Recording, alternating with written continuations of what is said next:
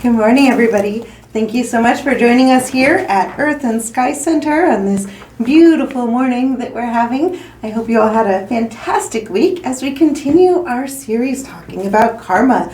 The law of karma number 9 is this week. And the 9th law of karma is often represented as being stated as be here now, which in very simple terms is basically the concept of if you want to experience peace within your life, your heart, your mind, your emotions, you need to be present. You need to find out how to let go of all of those things that you've worried about from the past and those negative voices that maybe seem to haunt you from the past, and how to let go of the anxiety and the stress and the concern about the future and simply be here in the moment that you are in right now. If you take stock of wherever you are sitting or walking or whatever you're doing in this exact moment, and you notice in just this simple moment, things are okay. They may not be perfect if you think about, an hour or two or tomorrow. But if you think about this one moment that you are sitting in, you are alive, you are breathing, you are present, you are here. When you give that gift of the presence, your full presence in the present moment, you are going to find so much peace is able to begin coming into your life as you learn how to be here now. I love the way Dr. Do Santamata says, you can't go home again, but you must try. And when she references that, she's talking about home being your emotional home, the home of where you started. When you started out this life, your emotional home at the very, very beginning, before those traumas happened. Sometimes those traumas might have happened quite early on, or maybe it took a few years.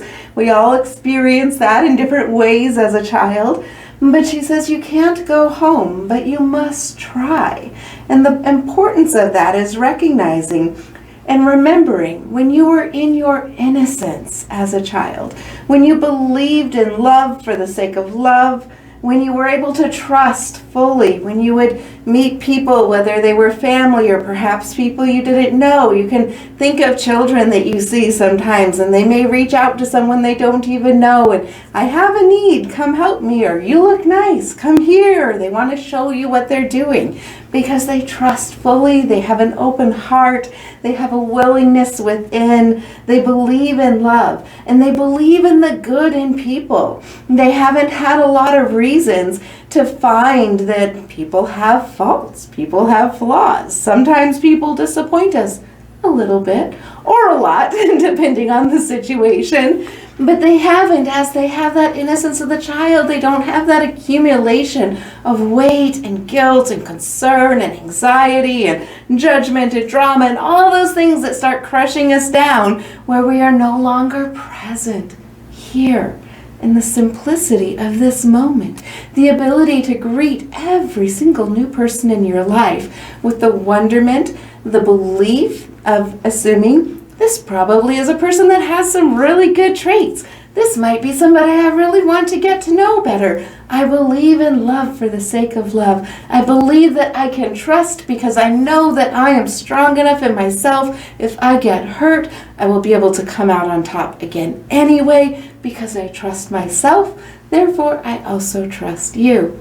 Coming home within yourself to the return of that innocence of the children, the emotional home, when you could see things and see the goodness in all of those unknown situations that we get presented with all the time.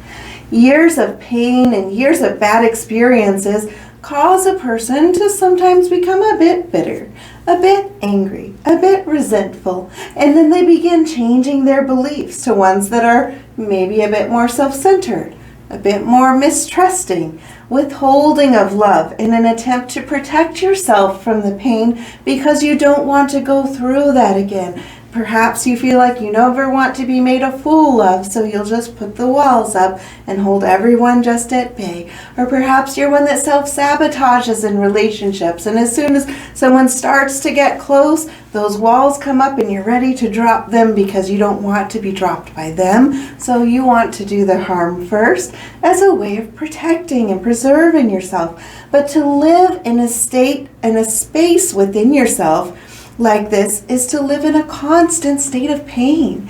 You may feel like you're protecting yourself. You may feel like these walls are helping you and making sure that you don't get hurt.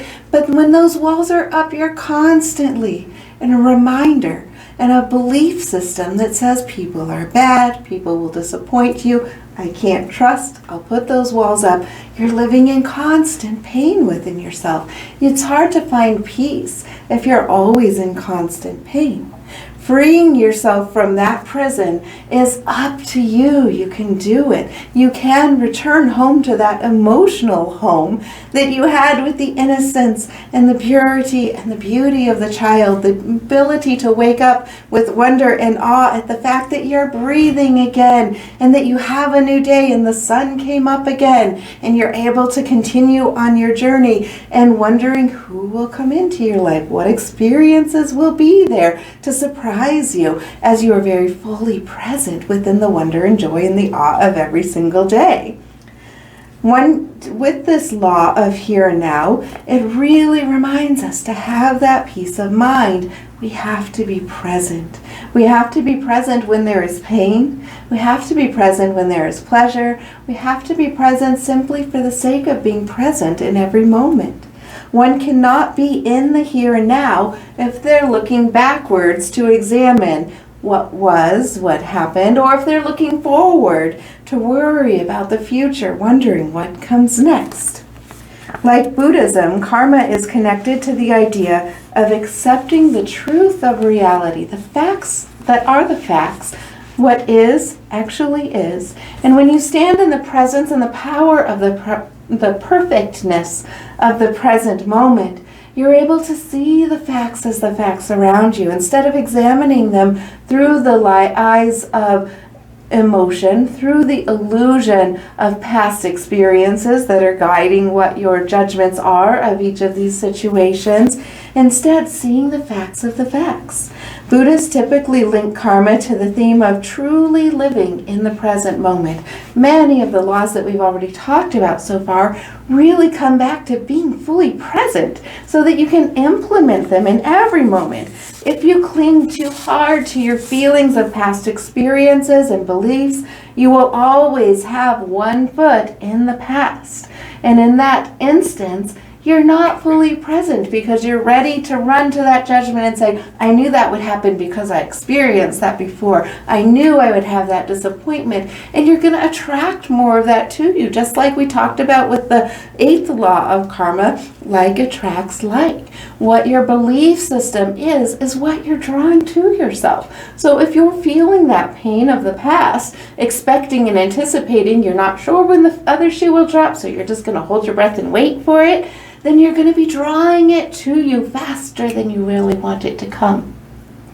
Likewise, if you're focused on the future and if you're focused on anxiety or greed, you will always have one foot in the future. And again, you're not there to see the truth and the fact of the future when it's right in front of you. You're instead expecting that thing that will go wrong or that problem that might be unforeseen and that you want to make sure you see it, or waiting for the other shoe to drop as the future problem comes in. You don't want to attract that to yourself. What you think within your mind is what you begin creating on a psychic level of awareness around you. What is created in that psychic field of consciousness around you is manifesting in the physical realm in your day-to-day life. It's what's creating in the moments, the present moments that you step into. And when you allow yourself to fully be present within this moment, aware of what is happening, aware of seeing as things happen, instead of anticipating something that may or may not, or wondering if a pain might come back up, instead really being present, you're going to see so many opportunities, so many amazing actions, so many possibilities for growth that you can bring into your life, and you're going to just be manifesting like crazy on an amazing and beautiful level, because you're ready to receive and you're ready to share for the sake of sharing when you're in that present moment, fully present. It's a gift you can give to yourself. It's a gift that you can give to others as well. As you follow this law, it means reminding yourself that the present is really all that you have when it comes down to it in life. It's the only thing we have that is guaranteed, is this moment that you're in right now. The present is here to be fully engaged and enjoyed. The more fully present you are, the more you're going to really be able to engage everything as it is and not miss those opportunities because you were wondering about the past or worrying about the future. But you're here now, so engage it, enjoy it. To experience peace of mind, you have to be willing to embrace the present. That can only happen when you let go of those negative thoughts or behaviors from the past. If you're too focused on past events, you will keep reliving them because you're going to keep recreating them. You'll find yourself in the same relationships over and over. You'll find yourself passed over for that promotion over and over. You're going to find your family doing whatever they do over and over because you're expecting it, because you're living in the past. It's recommended to get in touch with the here and now by rooting yourself in your 5 senses. One of the things that you can do to really engage the present, if you find that your mind wanders too much, if you're trying to pull it back from the past, and as soon as you do, you realize you're worrying about the future and what might happen there, and you try to reel it back, and you have a hard time just being here, engaging this moment. One of the easy things to do is engage all 5 of your senses and really focus in on your breath and just notice, how does the air feel as you breathe in? Is it cooler when you breathe in and warmer as you breathe out? Notice how it feels. Where do you feel it in your body when you breathe? Notice as you quiet your mind, what sounds do you hear in the room around you? As you quiet yourself and you become fully present, you might realize that there are so many sounds in your room that you never even thought were there when you thought it was silent. You might even get to where you start hearing the charging cords and the little whirring or the buzzing that happens in the charging cords. Or you may notice you can hear the birds outside, and perhaps you missed that before because you weren't in the present moment. Notice what things you taste in your mouth. A wonderful way to get very present mindfully is to do mindful eating. When you're eating, really notice the texture, the taste, the sensation, the temperature of the food with every single bite that you chew. Take it in. Notice how you feel. Notice what foods make you feel better. What foods make you feel heavy. Instead, notice how you feel with all of those little daily things. Each of those 5 senses, sight, touch, taste, hearing, everything that you can bring in, and even the 6th sense as well. As you become fully present, you're going to be able to notice that you also have an increase in your intuition. It's going to start to pick up within yourself because you're seeing the facts as the facts around you. You're engaging life on life's level as it's happening, instead of in the rear view mirror or in that telescope looking ahead. So look around the room wherever you are and really focus on something. That's another way to really bring yourself into the present moment. Notice something in the room and really take it in. Look at all of the details. What color is it? What's its texture? What's its shape? It might be something you've looked at for years in your room and you've never even really noticed it. Really take it in. And then you may choose to even blink, look at it again, and then within your mind state, I am here. I am present. I am here. And again, return your awareness just back to your breathing. You might notice as you bring your awareness into your mouth that you notice maybe you're salivating more than you realized that you were before you started this. Maybe you're smelling things in your room that you hadn't noticed before. As you engage all of the senses that we were born with, it helps us to really engage the world around us. This will help you as you learn to do this on a daily basis, on a moment-by-moment basis. This will help you in your relationships, in business, in life, being able to see really what is around you in every moment.